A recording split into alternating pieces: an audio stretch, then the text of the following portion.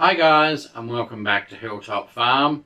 I'm Jay, and today we have another lesson in Wicca.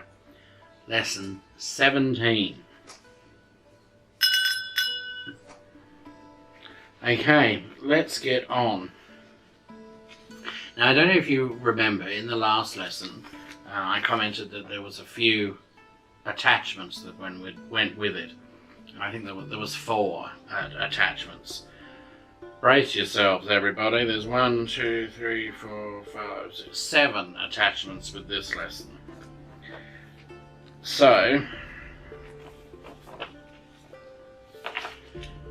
they're not particularly large, fortunately, but there is nonetheless 7 of them. Okay, let's get straight into it, shall we?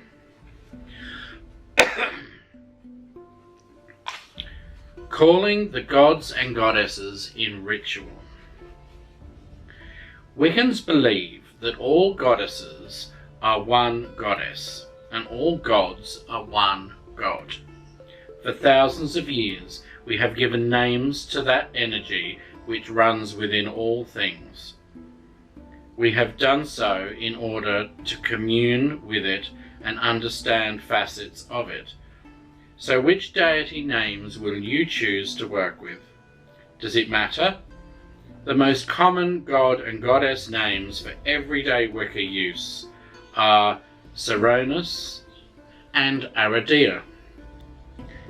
Cernunnos is the Celtic horn god of nature and of animals. Aradea is probably of southern European origin, a later version of Diana, brought north by the invading Romans. Whatever you think about putting these two together, they have been used by many thousands of modern-day witches to good effect. As your knowledge grows, you may wish to use different names. Do your research, examine different pathanons. Most Wiccans are essentially Celtic, yet many prefer to work with totally different pathanons altogether. Some feel more comfortable with the Egyptian deities, or even the gods and goddesses of Hinduism. Hindus are not Wiccans, but there is a strong evidence to suggest that Cernunnos was brought from India, where he is thought to have been a very early version of Pashupati. Excuse my pronunciation of half these gods. They're real tongue twisters, some of them. The lord of the animals in Hindu mythology, peacefully surrounded by his beasts. Cultural history affects the deities you connect with. Whether you meet the goddess as Caliph, Cerridwen, or even Mary, all valid aspects of the triple goddess, you are still tapping into her universal force, which is ultimately nameless. There are so many people who say they invoke the goddess, or they invoke the elements. The question is, do they invoke, or do they evoke? Invocation and evocation are 2 separate things. Invocation is when you want that particular entity to step into your body and you become them, and you absorb those particular energies. In many covens, different pagans will call in a particular quarter, and when they do, they become that quarter, absorbing that particular energy, so much so that they become that quarter.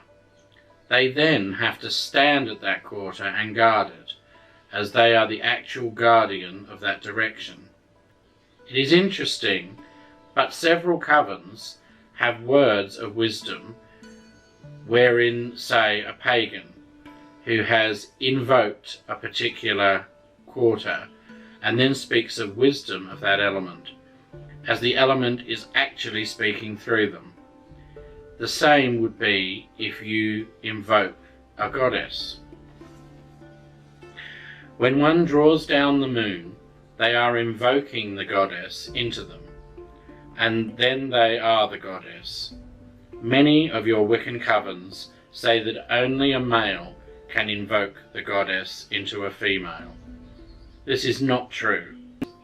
This is solely an idea of Gerald Gardner. For male to not only participate in coven rituals, but to have some control, when in actuality you need no one but yourself to call her into you.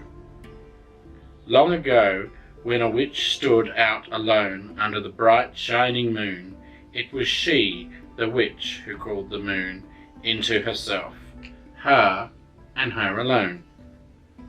When people do channeling and an entity takes over their body, they are invoking that entity into them.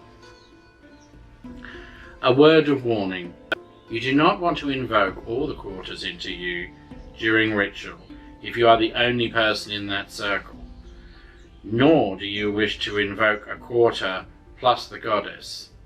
Only one entity should be in you at one ritual. Invoking is usually done so by one trained to do so. In a coven, it is usually the high priestess who draws down the moon and receives a message or recites a message from the goddess. The high priest who draws down the sun and receives a message or recites a message from the god, but either can invoke the moon or the sun. Evocation. Evocation is when you invite the goddess or element to the circle, but to be with you in the circle and not within you. This is generally done when you are a solitaire, and you invite the quarters to attend and guard your circle, and that is all. When you are at the altar and you ask the goddess to be with you that night and light her candle, you are evoking her. You are asking her to join you for that rite. You can then later invoke her into you if you wish. However, a lot of witches do not draw the moon down into themselves each and every time they have ritual, especially if they are not a priestess yet. A lot of people who claim they speak with the departed ones evoke that person's spirit because they certainly do not want them within them. Analogous to the total self-commitment concept of Buddhism and Christianity is the concept of invoking the spirit of the goddess and the horn god into the high priestess and priest during the drawing down of the moon and sun ceremonies, as practiced in witchcraft. At times during the drawing down of the moon ceremony, it is believed the high priestess are so possessed by the spirit of the goddess that she speaks through the priestess. Depending on the altered state of the consciousness of the high priestess and the ceremonial energy raised, the words that come forth can be moving, poetic, and inspiring, and many women connected with the power of the goddess and therefore with the power within themselves. Depending on your frame of mind, you invoke or evoke, but know what you want to do before you start your circle. Always be prepared any time you are to do ritual work. Most people do both as far as the goddess is concerned, but only evoke the elements. You would be one charged up puppy if you brought them all into you, and plus you are just asking for trouble if you did that. Always research the god and goddess that you wish to evoke so that they are appropriate to the ritual being performed. When you are unsure, it's best to say Lord and Lady, or God and Goddess, or something similar. The charge. An important part of all Wiccan ritual is the charge of the goddess and the charge of the god. When working in a coven or group, the charge of the goddess is given by the high priestess with the introduction given by the high priest. The converse is true. for the charge of the god. When working solo, you have to do it all yourself, so try to feel both parts in turn. You can emphasize each part with a different voice, intonations, but please don't put on silly voices. The Charge of the Goddess was first written down by Doreen Valentine, based on the teaching she received from Gerald Gardner. The Charge of the God is more recent. There are several different versions.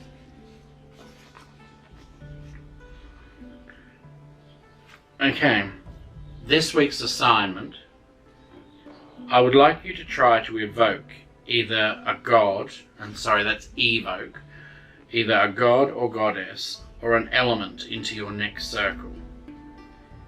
Try it repeatedly using a different deity each time you try it. You will find you are more drawn to some than others. Do not try invoking at first. Once you have the hang of evoking, then you can move on. Remember your circle protection before you start, and record your experiences in your journals. Okay, that is in the description down below. There'll be a link so that you can get this printout as per usual. There will also be 7 other links to get this little lot. Again, useful reference material for the future. Okay, we have the Charge of the Crone. Now, I'm not going to read all these out. I'll leave you to go through them in your own time. But we have the Charge of the Crone, the Charge of the Dark God, the Charge of the Dark Goddess, the Charge of the Goddess, and the Charge of the God. Then we have evoking the God and Goddess. Okay, and there's the Goddess is on there and the God. They're separate but on the same printout. Okay, and the last one, invocation to the Horn God. Okay, so all these are for as reference for you to go through in your own time, at your own pace. Keep them on file. The information will come in handy. Alright? So, and as I say, links in the description below to get all these so that you can save them to your computer or print them out and keep a hard copy. That's it from today. Look out for this week's Wiccan Week that's coming up. Hopefully be coming up tomorrow. If you like this video, give it a thumbs up. Hit the subscribe button and the bell next to it, which is the notification bell, which will tell YouTube to contact you whenever we release a video. And, oh, forgot to end the lesson. And until next time, it's goodbye from Hilltop Farm. See ya!